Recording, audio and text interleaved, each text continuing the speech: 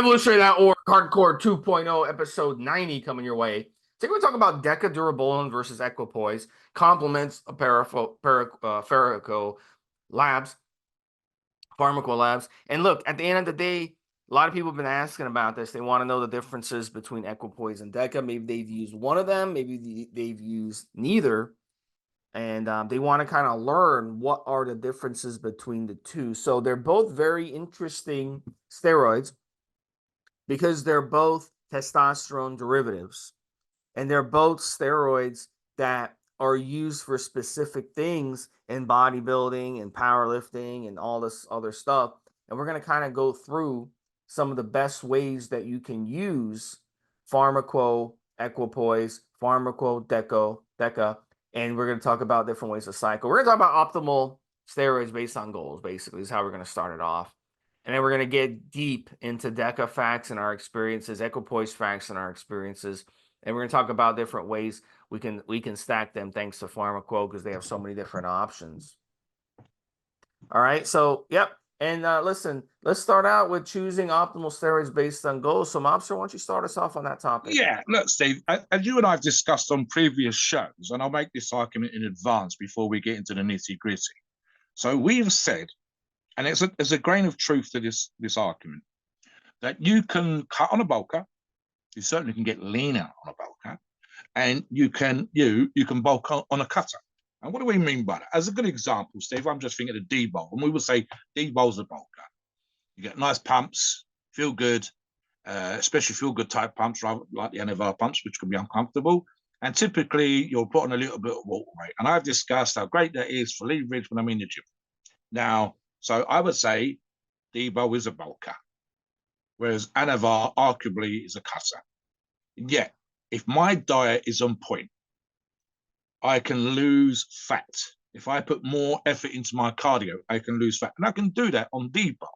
The reality is it would be not my first choice. So here's how this works, right?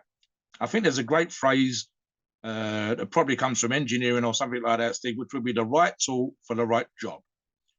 So what we've sometimes seen in the past, and even this morning I replied to a thread on one of the forums in this particular regards, where a person said, I've got these products in front of me, this is what I want to do. And I replied, my first thought was, and my first part of the reply was, you really should have in front of you what you want, which is going to do the job best, in these words, not perhaps these words, Steve, but along the lines of these words, for the job, for the target, for the inferred target that you've suggested.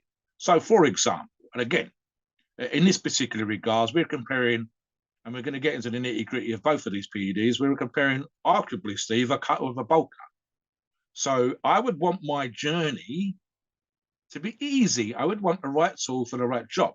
So the argument then becomes, why would I choose, because there's no argument anymore for only having no choice. This is all I could get hold of. That doesn't add up anymore.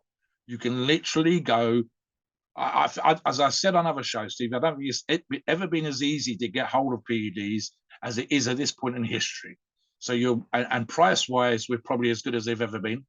Certainly on, compared to say years ago, and how much of your wages you needed to spend, even going south of the border and all that kind of stuff. So really, you should have the right tool for the right job. So if you want to get leaner, you should use a cutting PED. If you want to get bulked, you should use a bulking PED. If you want to get stronger, you should use a strength enhancing PED. And really, the only thing you should be arguing about is how much of a dosage and how to cycle and run those particular products. And of course, that will vary from individual to individual based on strength and so on and so forth. So what do you think about this right tool for the right job, Steve? Making the task in hand easier by making the right choice.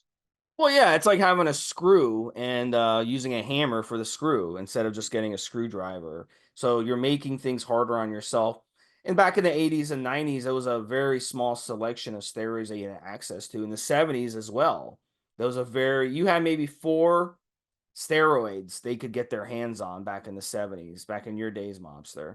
Now, thanks to Pharmaqo, they have everything in stock. They not only have everything in stock, they have different options.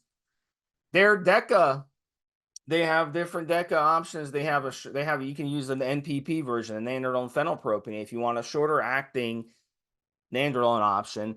Equipoise, they've got different Equipoise options. They have different blends. They have all kinds of things. They have all kinds of steroids and orals, injectables that you can use. And so they have every selection. So as Mobster said, he makes a good point. I can remember back when I first started going on steroid forums, there was a guy on there. He loved to argue with people, and he'd say, "Well, I'll tell you what, you could take Dianabol and you can cut on Dianabol. It's all based on diet." So I said, okay, let me try that out. So I actually tried it. I tried to cut on D-Bol even when I was eating in a deep calorie deficit, and it didn't work. I still gained weight because D-Bol is going to aromatize into so much estrogen and so much water in the body that even if you think, I'm going to eat in a caloric deficit and it's going to make a difference, no, it's actually not. You're actually going to gain mass on D-Bol, even in the deficit. It's a whole reasoning for these types of steroids, why they were designed. Anadrol is the same way. The whole reason Anadrol was designed was to help with people with muscle wasting, and they would use Anadrol when they were wasting away. They were down 130, 120, 115 pounds and wasting away and getting skinnier and skinnier. So then they would take Anadrol and it would bulk them back up and add mass to them, even when they had no appetite and they could barely put food down their throat because they were so sick from whatever disease that they had. So that it's the same thing with HIV/AIDS patients, same thing. They'll run anabolic steroids or growth hormone or the other drugs that they run today to help them with the muscle wasting disease of AIDS. So these steroids is a method to the madness. So it's all important to choose the right steroid based on your particular goal and roll with it. So really, we're going to talk about this during the podcast. We're gonna kind of tell you, DECA facts, Equipoise facts, our experiences, because we want you to make the right decision. And this way you don't get stuck halfway through a cycle and you're like, well, I'm not experiencing what I want to experience. And that happens a lot. We have guys on the forum, they've done logs, and the first cycle, they had tremendous results. Second cycle, they did not like the results at all. And it's the same thing as a rookie quarterback. They come into the league, and the first game they play in, they go in there, they have 3 touchdowns, 0 interceptions, 300 yards. They're like, oh, this is easy. But then the next week, they play a really hard defense, and they get confused the whole game. And then they go 0 touchdowns, 3 interceptions, and 150 yards passing, and their team gets their ass kicked. Well, it's because you're playing a different defense, and the defense is able to basically take advantage of you because you're a rookie quarterback. So it's the same thing with steroids.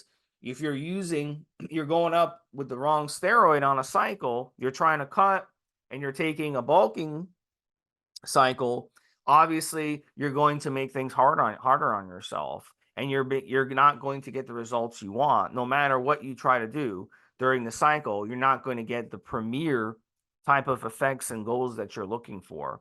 So it is important to make sure you choose. So when we talk about one steroid versus another, it's important to understand that, yes, they're both anabolic steroids in this case, DECA and Equipoise. They're both testosterone derivatives. So on paper, they look very similar. They have similar androgenic to anabolic ratios. I mean, they're not the same, but they're in the ballpark. And you would think, wow, they yield me the same results, but real world experience with them is going to be different. You're going to have 2 completely different situations when you run them. And you could run each at the same dose and have 2 different results. Even if you kept the diet the same, even if you kept the training the same, even if you kept everything else the same, you could have 2 different results, you see. So they affect you differently. So it's important to differentiate between the 2 steroids. So this is what we're going to try to do on this podcast. Mobster? Yeah, to some degree, and I was just thinking about straight testosterone, right? So we know that there's cypionate, we know that there's an amphate, we know that there are shorter esters, ACEs, there are propionates, and so on and so forth, right? So we know that there are varying different kinds of testosterone. And for the most part, arguably, this is simply a case of the half-life, how long the product is in the system. And yet again, and I'm an example of this, Steve's an example of this, there are certain esters of testosterone, and I've mentioned a bunch of times that for whatever reason, I didn't seem to feel the effects of or see much from enanthate. Okay, Cypionate, Steve, which I started recently as a TRT, absolutely feeling the effects of. Very low dose, as you can imagine, for TRT. It's got fucking killed. I won't say it's killed, but in a positive way. It's actually kind of slightly off-putting in terms of my libido going up. And yet, as I said, I've tried the enanthate for anabolic / strength purposes in the past. Didn't see much from it, and that's just testosterone.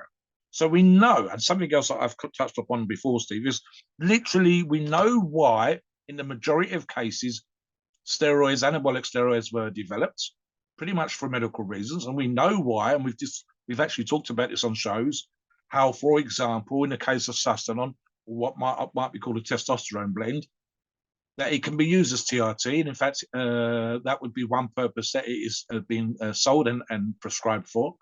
Equally, the reasons why, medically speaking, and I use a burns victim as an analogy, you wanted an ester that got into the system very quickly, you wanted a short one, you wanted a medium ester that got into the system within a day or two, and then you wanted longer acting esters that were in the system for 4 or 5 days or more.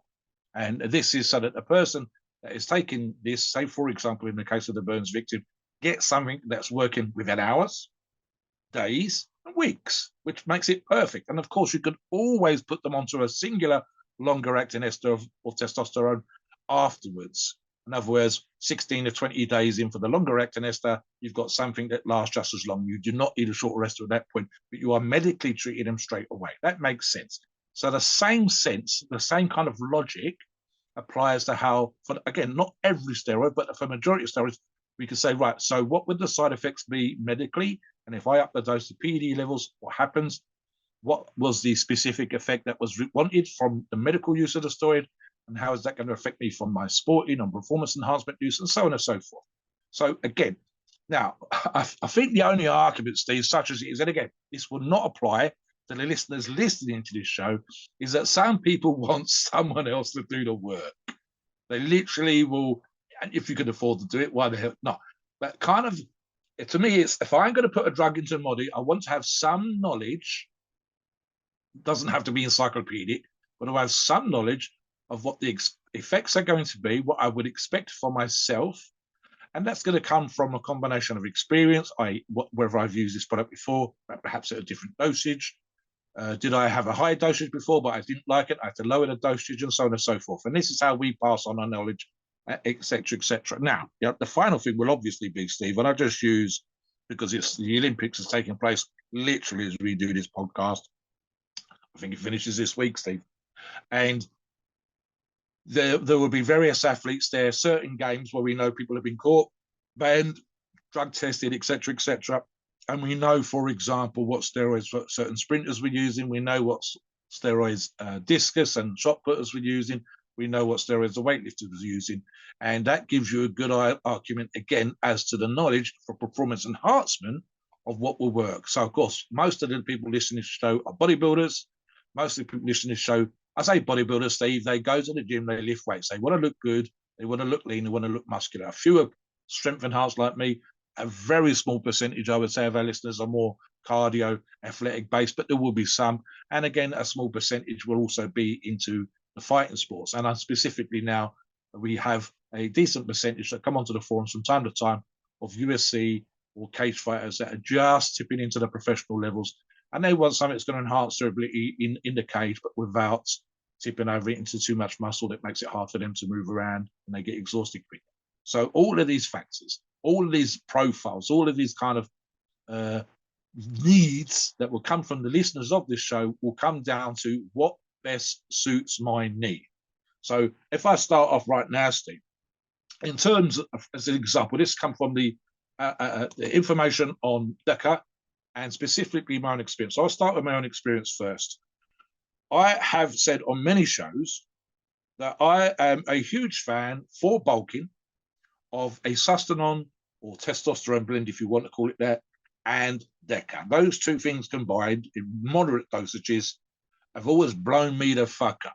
Absolutely. If I want to, right now, talking to Steve, as we do this show, I'm running a cycle, but if I wanted to change my strength enhancement cycle, a little bit of bulking, not much, to a full-blown, let's see how fucking big Mobster can get, pretty much guaranteed it would be Sust and Deca. Moderate dosages for me. I've gone a little bit higher, but in the past, it was always around the 750 milligrams of the two combined per week. A little bit more, a little bit less, but not much. Averaged out, and I was always using Steve every 4 days. So the average over the week was around a 750, 765, 750. That was the average over the 2 weeks.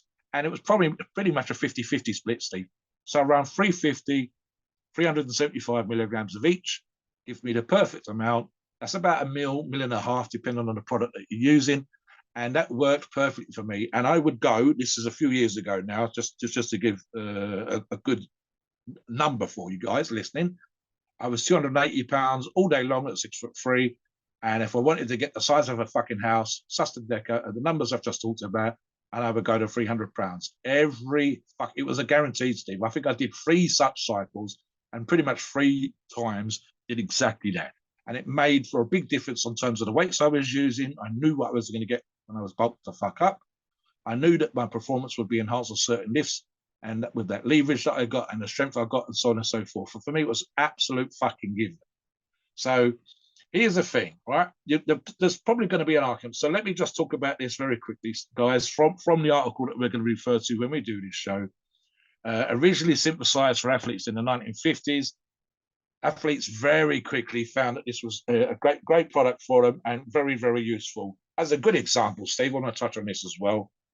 One of the reported effects of using Deca, and it's probably because it's a bulker, so you're probably putting on a little bit of weight here, is if you are pounding the fuck out of yourself in the gym, and it wasn't really an issue for me per se, but I can understand it would be for a lot of users, it will, for the time that you're on cycle, benefit your joints. Now, there's an argument to be made, and I've seen the science, the studies, that in the lab, so not in the real world, but in the lab, there is a small increase in collagen synthesis, meaning the tendons that you're bashing, the joints that you're bashing, get a little tiny bit of a boost. But it only seemed to work in the lab state.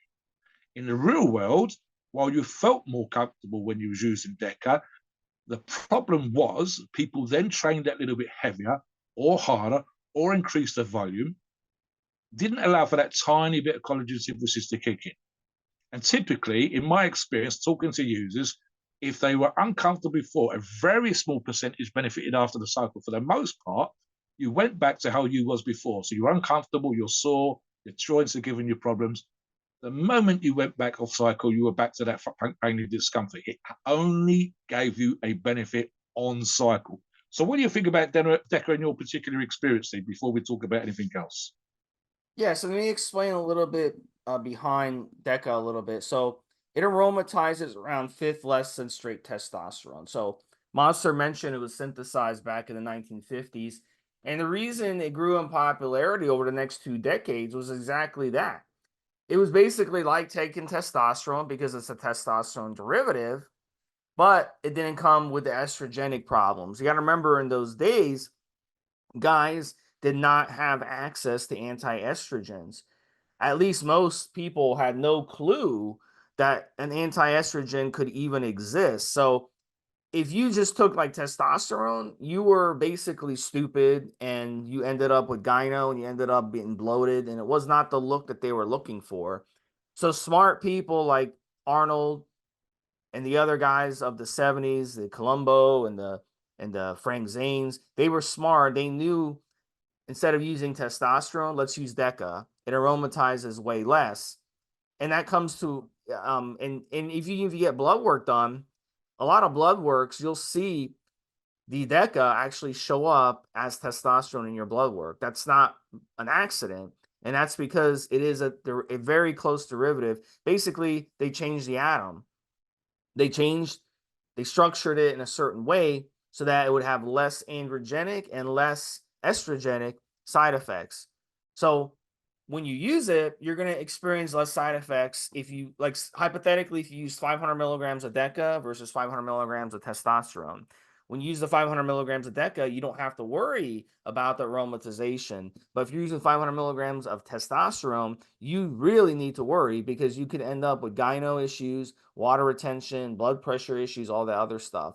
So that's the advantage of using Deca, and that's why they love Deca back in those days, Moms, or back in your days.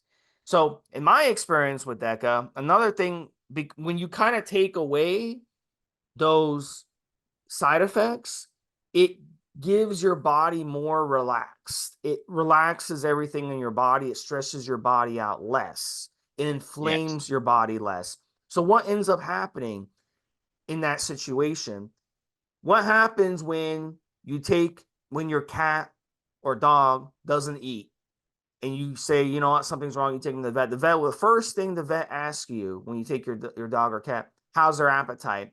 Because if their appetite isn't good, it means that they're sick inside. They're inflamed inside. They've got something going on. It could be a red flag that maybe they have cancer, maybe they have something, maybe they're old, and they're on their last legs. Well, it's the same thing with humans or any other animal on earth. When we're sick inside, our appetite will drop. So if you're using something like Tren, your appetite tends to drop. Like you'll eat and then you'll get nauseous. Like out of nowhere, you'll get nauseous and you'll dry heave and you feel like you want to throw up. Well, because Tren is making you so sick inside. With Deca, it doesn't have that effect because of the way they structured it. So your appetite is gonna go absolutely crazy on Deca. Like my experience, Mobster, when I was using Deca, I remember we went to a company dinner and I ordered a big meal, right? Because like it was on the company's tab, right? Yeah. And and I ate the meal. Everyone else ate the meal. Most people in the room, it was a big meal. They had leftovers, right? But me, I cleaned my plate. So then I called the waiter and I was like, I want another serving because I was so fucking hungry. I could not get satiated on Deca. My body felt so good. I wasn't getting the Yeah. inflammation from other steroids that I was able to eat and eat and eat and never feel satiated. As soon as I wake up in the morning, I was hungry. I go to the gym, come home, I was hungry. It's just the appetite was insane. And Yeah. that's the effects that Deca. So that's why Deca is such a great bulker. And that's Yes. why someone like you, Mobster, who uses Deca, you're like, wow, I can gain so much mass so easily because it doesn't hurt you in ways in the body like some of these other steroids that makes your body stressed out where your appetite will dive. So this is why Deca is such a great option for those of you who want to bulk. Imagine, Steve, if you're trying to cut and the drug that you've used, your PD of choice, is making you hungry. I've talked about my experiences, and you just reminded me, Steve. I've said on a previous show something to the effect of eating a meal in the late afternoon, early evening, and literally as I'm eating that meal, so I'm actually satiating my appetite. I'm satiating my hunger right then and there, Steve. And I was thinking about the next meal in a positive. Oh my God, I can't wait to eat the next meal. So that makes it crazy. Talk about, Steve, the reason why some individuals might struggle with the quote unquote side effect of Deca Dick. The issue being perhaps the way that they've structured their cycle.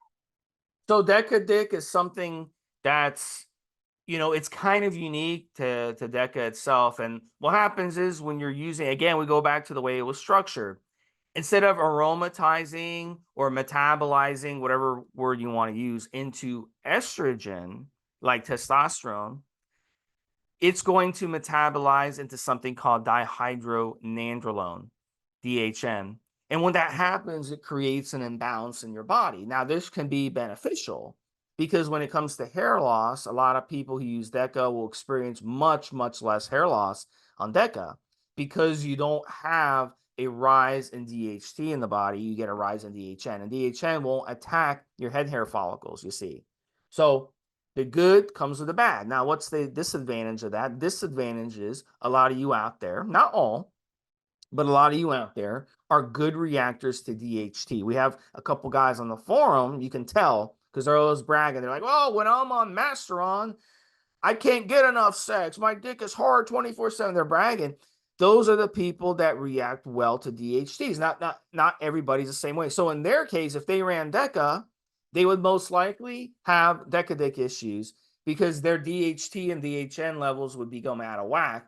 So for them being good reactors to DHT, they would have it hard. They would have a hard time when it comes to erection strength on Deca. So in that case, a good option is for you to use the pharmacoproviron, pharmacomasteron, pharmacowinstrol, one of those DHT derivatives to stack with Deca.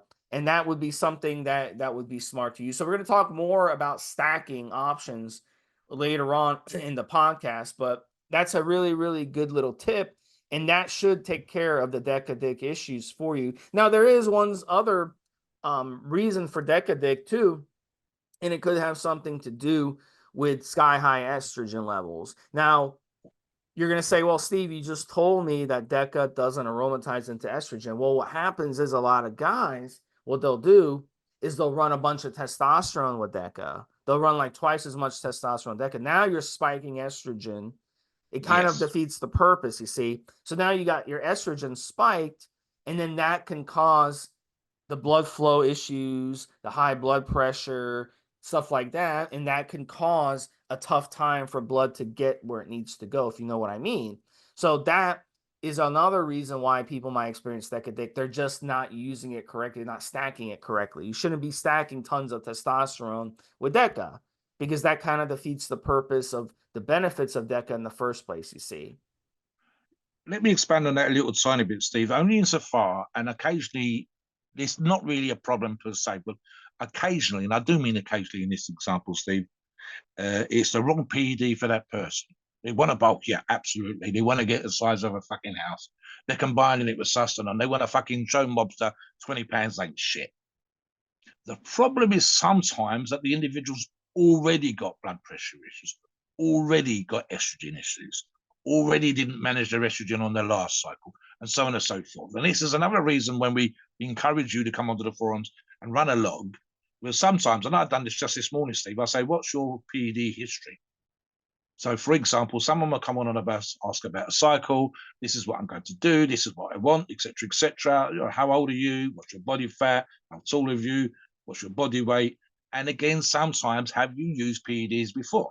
So, for example, they might mention or in passing that they'd had an issue on their previous cycle, and you go, did you use an AI? And it's silly things like this sometimes throw a spanner in the works in terms of us giving the best advice we possibly can. So, for example, and I refer to this again, if a person's slightly overweight but wants to bulk, if a person's slightly out of shape but wants to bulk, and they've already got blood pressure issues because of medical reasons, and so on and so forth, and then you throw Deca in, and they don't get the dosage right, sometimes it can be as little, and we've said this, Steve, I used to be, as Steve knows, fixed on this is what I'm going to do on cycle. This is the amount I'm going to do. There's no need to change it until the end, blah, blah, blah, blah. And now I'm like, no.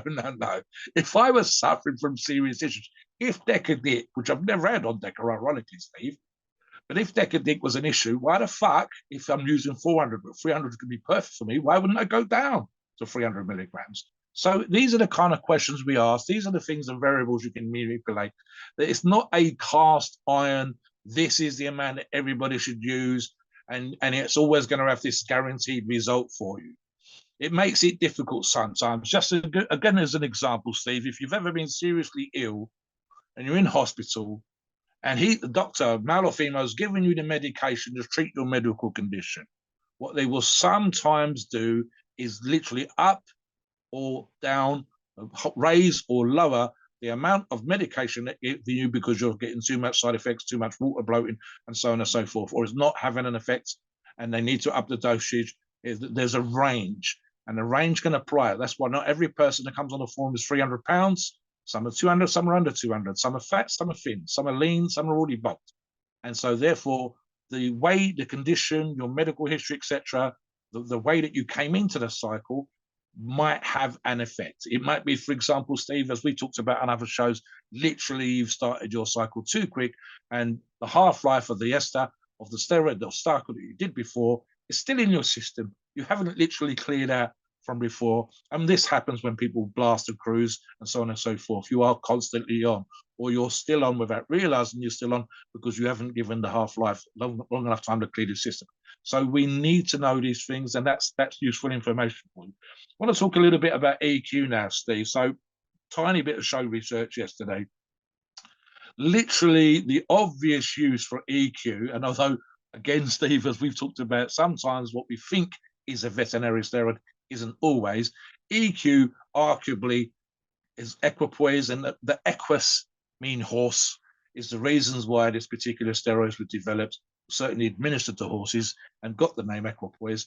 And the main thing that it talks about is the health and condition. So, for example, and we don't always think about this when we're talking about professional bodybuilding and the money that professional bodybuilders make. We can't compare the money to a top baseball player or top basketball player or top American football player. It just doesn't add up. Even with this year's Arnold, I believe, is talking about, or this year's Olympia, $400,000 and $500,000 first prize. That is the first time ever in fucking history. Now look at the amount of money that gets spent on horse racing and stud horses. And specifically what you're looking at there, and of course, all horses can have this drug given to them, but the money that goes into horse raising and breeding of racing horses is fucking enormous.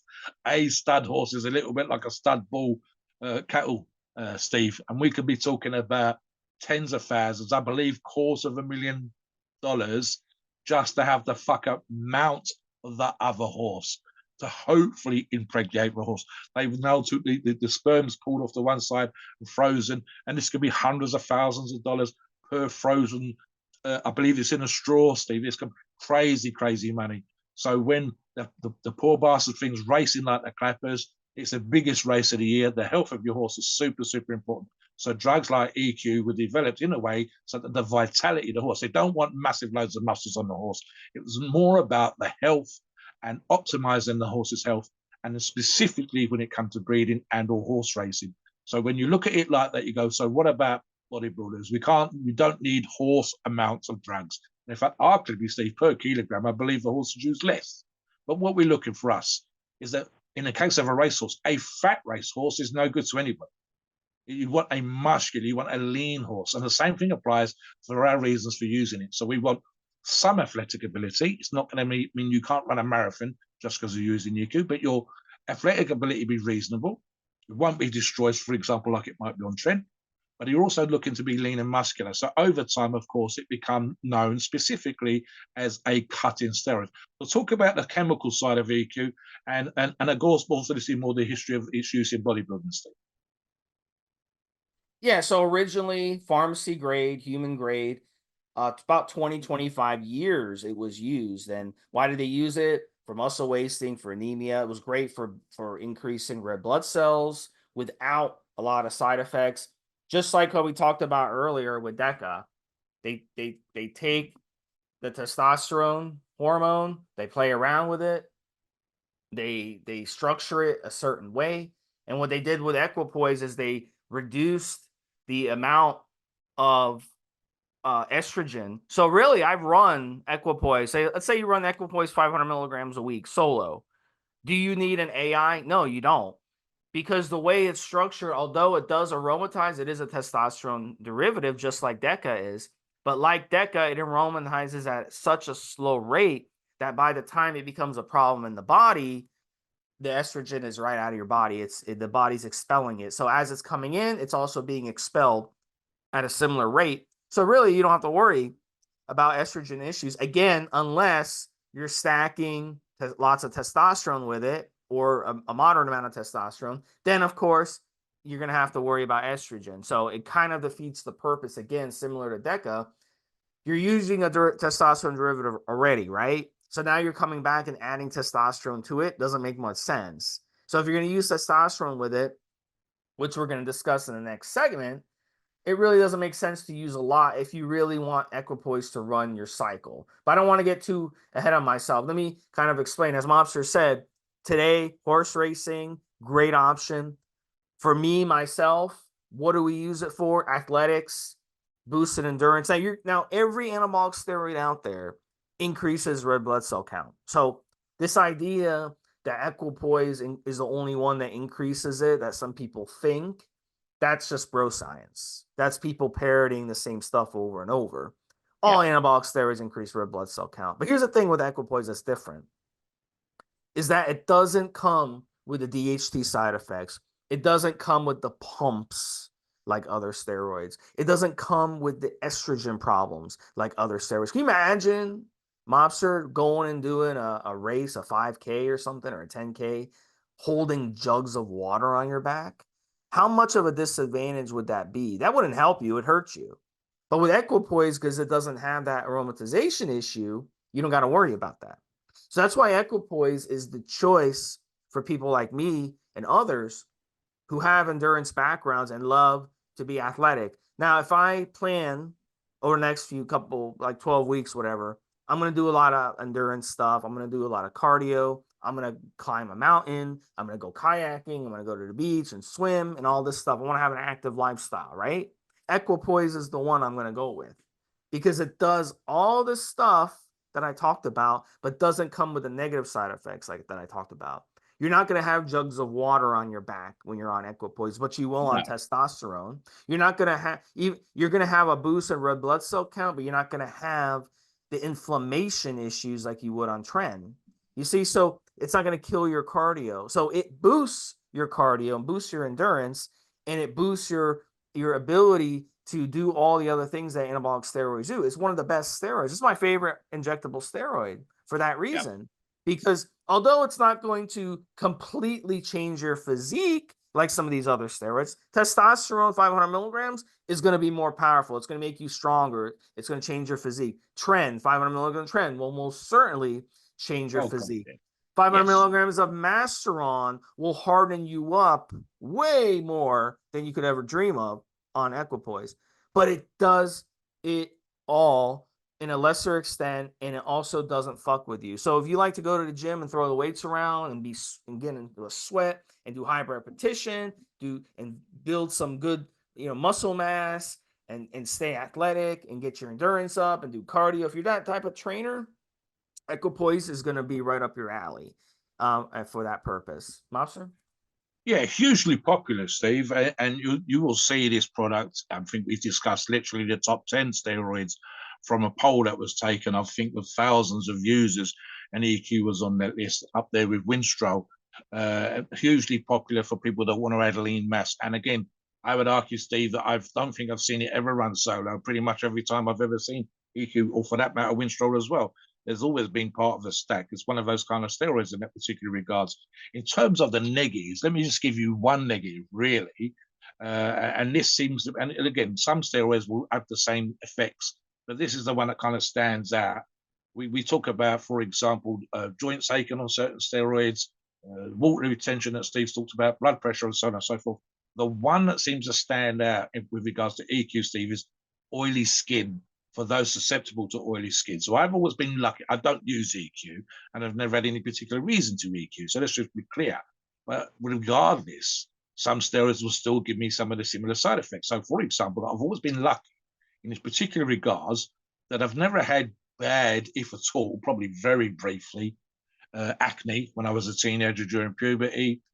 I can remember one or two spots that my mum went to town on. That's about it. Obviously, getting nagged by your parents to make sure you're using, especially during puberty again, making sure you stay clean, etc., and so on and so forth. There is an issue, Steve, to be argued in terms of oily skin and the potential for acne, that gyms can be terrible places if you struggle with any kind of dermal issues, skin issues. So the problem again, of course, we are training like motherfuckers. We're killing it in the gym, whether with volume or strength training or whatever else. And especially at this time of year, Steve, we've had, certainly where you are and certain other countries, perhaps not here in the UK, some of the hottest temperatures we've ever had. So can you imagine training and you're sweating your fucking ass off and you're using EQ? The chances of you getting acne are kind of high. But for whatever reason, EQ seems to have that little bit more predisposition in some people. I suspect I wouldn't have this particular issue for increasing oily skin, to a lesser degree, Steve, prostate issues. In women, I would suspect this to be more of an issue in terms of the voice changes, hair growth in certain particular places. I've never, regardless of whatever steroid I've ever had, Steve, noticed any thickening in my head hair, my beard hair, or even body hair, but some people do. And we all know Joes don't even use steroids that are covered in hair. Again, if you're susceptible to this, EQ might enhance hair growth, and not necessarily in the way that you're going to be comfortable with. So what do you think about the side effects, Steve, before we move on to choices and dosing and cycling?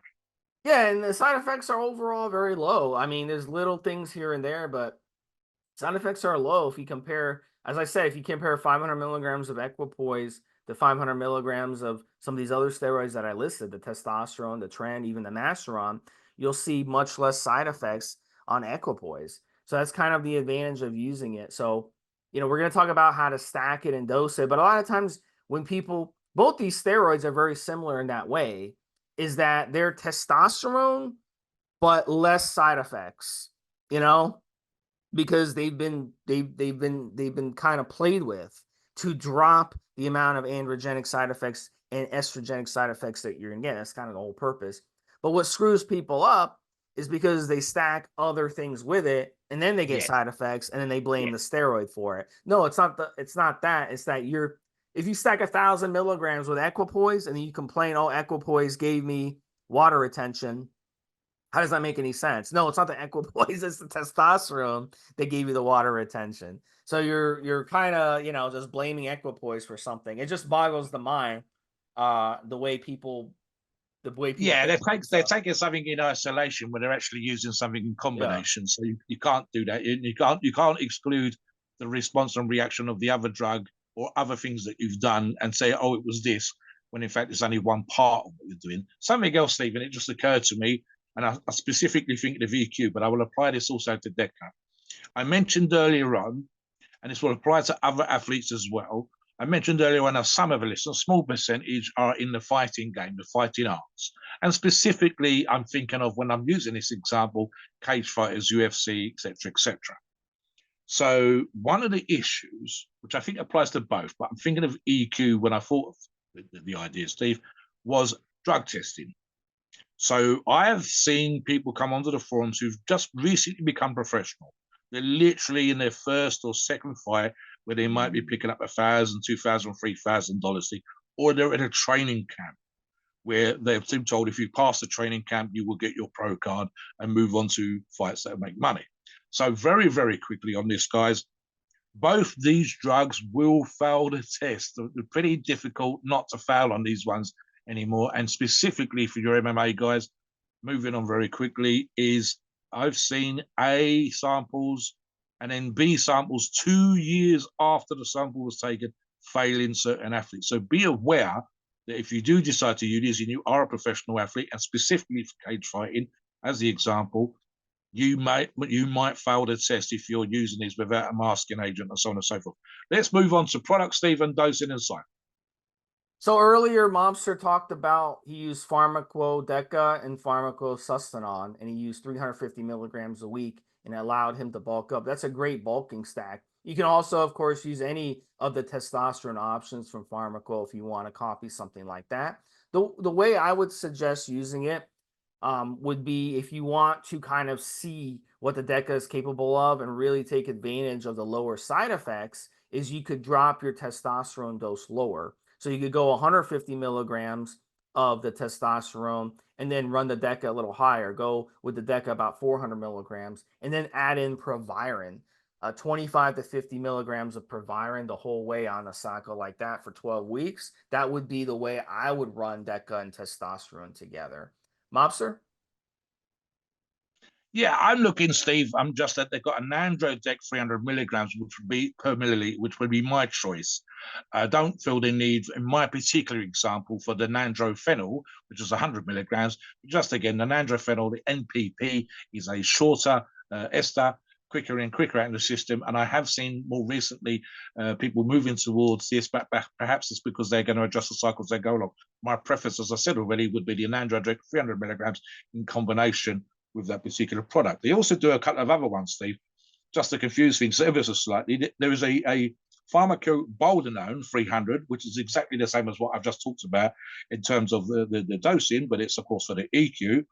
And then there's a Pharmaqo EQ test, 500 milligram option here, Steve, which obviously, bearing in mind what we just said about testosterone, which is 300 milligrams of EQ per mil and 200 milligrams of testosterone in amprate per mil. What do you think about those two products, especially the latter one, Steve, with the 500 milligrams as a way of cycling?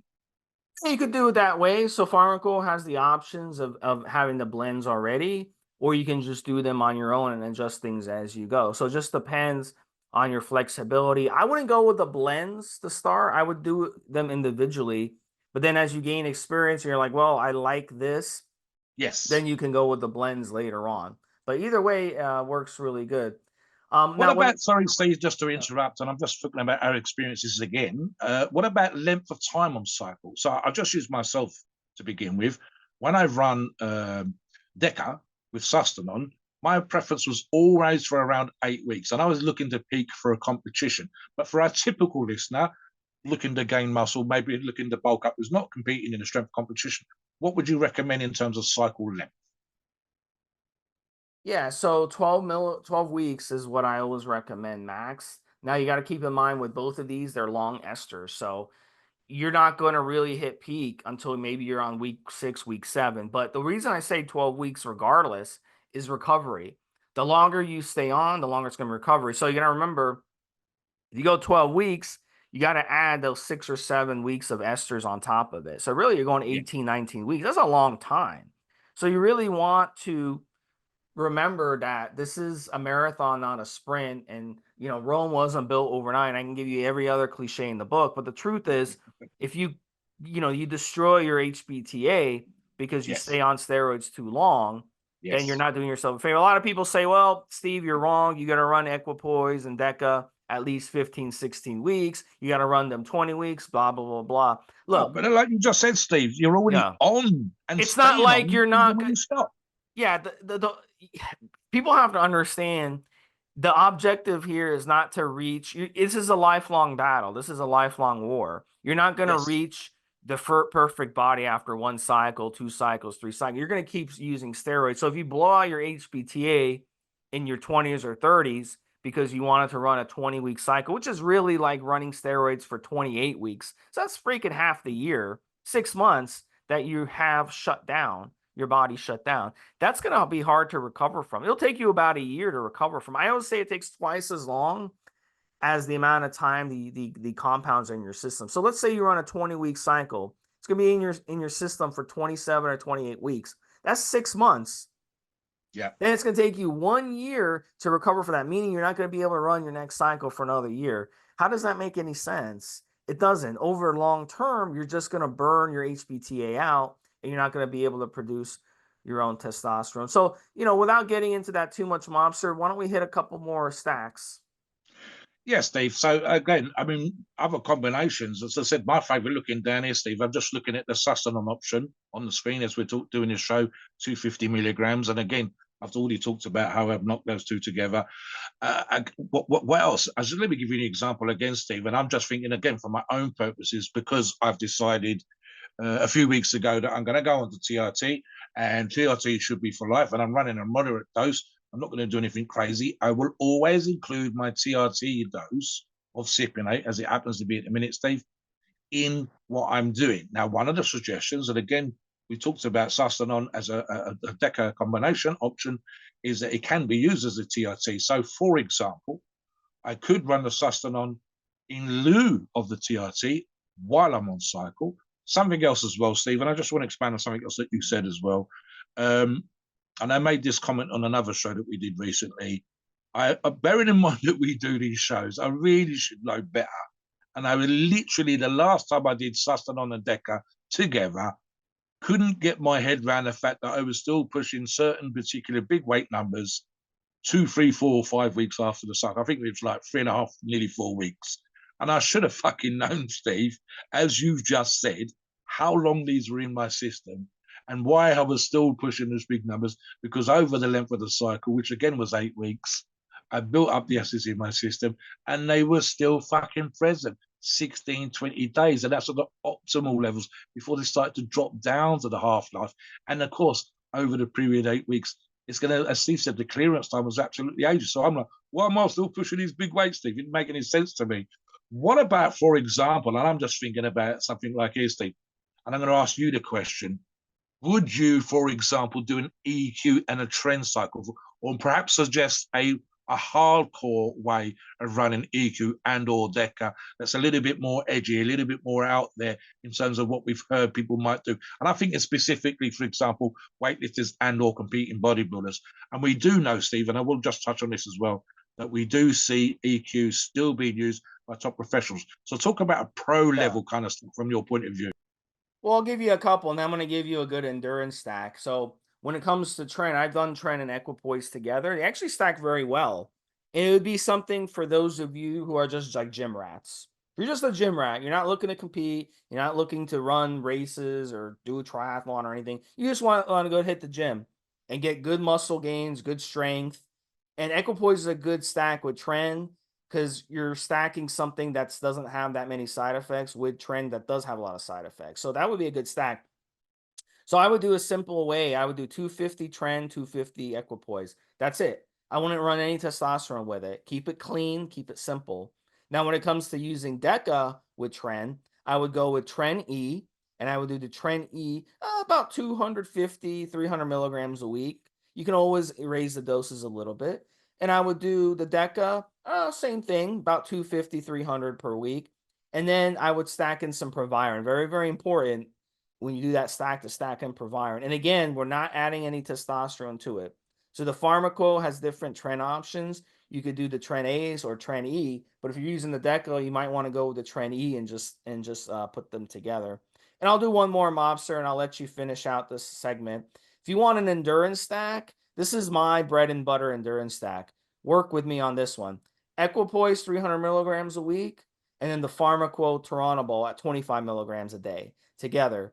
That is the best one because neither one of them fuck with you when it comes to your endurance. They don't give you a lot of side effects. So you'll be able to do a lot of endurance sports, whether it be swimming, bicycling, racquetball, pickleball, tennis, whatever.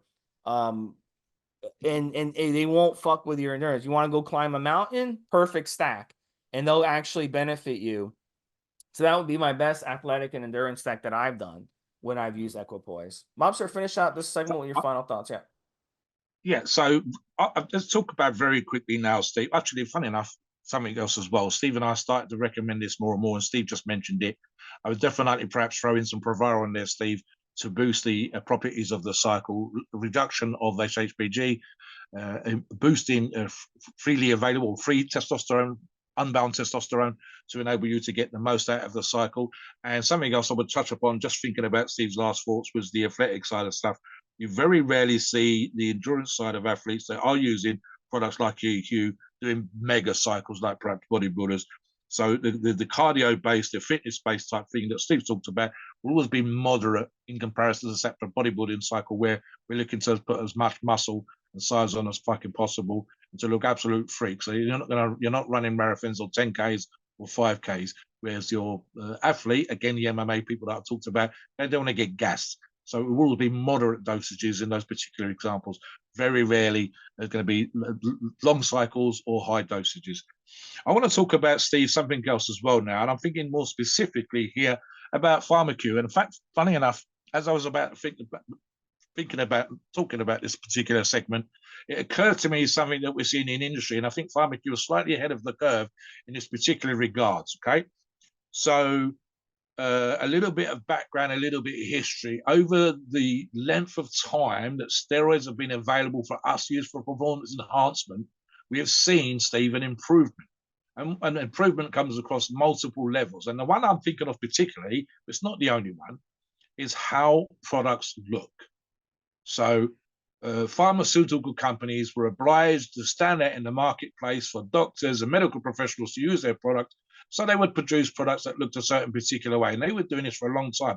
But UGLs and suppliers of performance enhancing drugs for our purposes didn't do this for the longest time. It can be quite crude, arguably, Steve. I've seen the worst examples I've seen, I've talked about this before, looked like it was my child's first printing kit on a wonky fucking label with the lid that doesn't suit on properly. And the product inside the vial might have been fucking amazing, but my ability to trust that product or want to use that product is going to be less than it fucking ought to be, Steve. It really is. So Pharmaqo is a good example of products that look good. They look like they are pharmaceutical products. They look like the company, a big pharmaceutical company, big pharma as we like to call them, would produce steroids for performance enhancing use. So it's a clean looking vial. It's a clean looking sachet. For example, Steve, we're seeing doubles and triple layered labels with warning signs and dosage suggestions and cycling suggestions. and so on and so forth. Side effects to look at for all these things are starting to come onto the labels. And Pharmaqo, as I say, Steve, are ahead of the curve in that particular regards. Something else that we talk about, and this applies to a lesser degree in big pharma again. So there are certain brands, and I can think of a couple off the top of my head, Steve. Beecham's would be a great cold and flu relief. And the color of the box and the way that the capsule or the sachet of powder is presented to you on the box is almost a given. Very little variation from one product 1 year to the next product in the next year. They don't mess with the formula. So what you start to look at is products like this where, again, brands become recognized. Pharmaqo is one of those brands. It's starting to become, for me, Steve, and probably always has been, certainly for a good period of time, a brand that's recognized in the marketplace. What does this mean? It means that users will see the brand, hear the name, then see the product and go, this is a product that I've heard about. This is a product that looks good. Then they'll start to look at, as we do pretty much with every single product that we do in this day and age. Even I've done this on a few things, and I'm not actually big on this, but I start to look for user reviews. I go online and I look at products. Who's used this product? What dosage was you running at? Is anybody out there going to run it at a dosage that I've got in mind? What was your results? And you start to see, Steve, and one of the things I talk about on this show sometimes, I say, look, you don't have to take my word or Stevesmi's word for something. I might say, oh, it's fucking amazing. It's just, it's like God's own juice, Steve. God passed me a tan vial and I injected it. And you're probably thinking, for fuck's sake, Mobster's fucking getting a bit carried away there. So what do I recommend? I recommend you go onto forums, not just our family forums, other forums, and look. Literally search for online product reviews. See what you get. So because I could be talking out my ass, but I don't think I am. In fact, I know I'm not. And you can see that what I've said is true. You can see that user after you, Reddit, Steve, fuck me, TikTok, all these kind of places, Twitter, and you will see recommendations for products right across the board. What do you think about Pharmaqo's reputation in the industry in terms of people out there, what they use and their product preference from Pharmaqo? Look, when you're using these, we went through this so specifically, and the way we kind of looked at this as a micro managing these steroids, that they do certain things, bulking or adding this or adding that, DHT, DHN, all these things. It's very, very a lot of information. But at the end of the day, what confuses people over the years, Mobster, and what confuses a lot of the people in your age group is you guys over the years have used so much fake gear, so much underdose gear, so much gear that wasn't what you claimed, that it's gotten so confusing to people. Yes. Where people will say, well, this steroid caused this to happen to me. No, it didn't. It was that you were using something that you didn't understand you were using. If you take, you're taking something, you're taking Deca or Equipoise, and it's really testosterone because the source and the brand is too cheap, and they want to use testosterone because testosterone is the cheapest one to produce.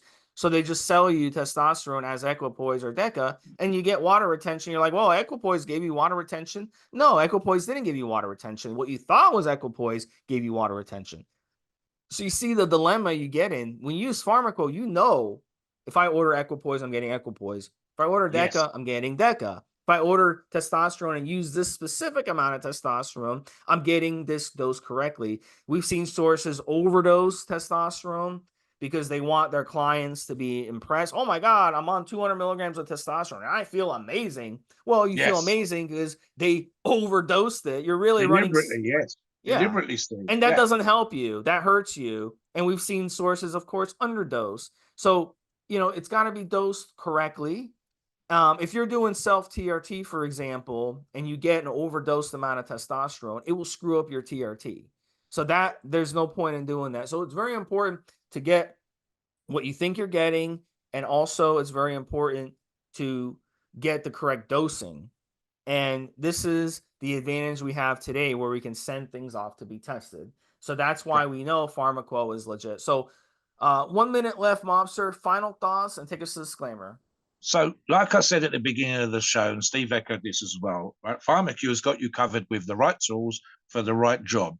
We know what EQ does. We know what Deca does. We've got a good idea now from the comments on this show how to run it, how to stack it on both of those particular drugs. And you want to go to a company, a source that has a product that is dosed correctly, like Steve said, that's trusted, it's been tried, been reviewed by multiple sites, multiple social media platforms, you name it, they're out there, people making comments on a particular product. You want a product that looks like it's a pharmaceutical product. You want a product that's got pharmaceutical quality in its manufacturing process. You want, even Steve, as Steve's already said, tried and tested. And I want to emphasize that word tested, meaning it's been sent away for lab testing. It's been sent away by users for independent lab testing and come back proven to be an on-point product. A Pharmaqo, like I said, has every single tool that you would need in that toolbox for your particular requirements. Check out their products, see the range of products they got available, and specifically, as the purpose of this show, check out their Deca and EQ options. Please note, we are not doctors' opinions are ours. It's our view based on our experience and views on a topic. Our podcasts are for informational purposes and entertainment only. The freedom of speech and the First Amendment applies.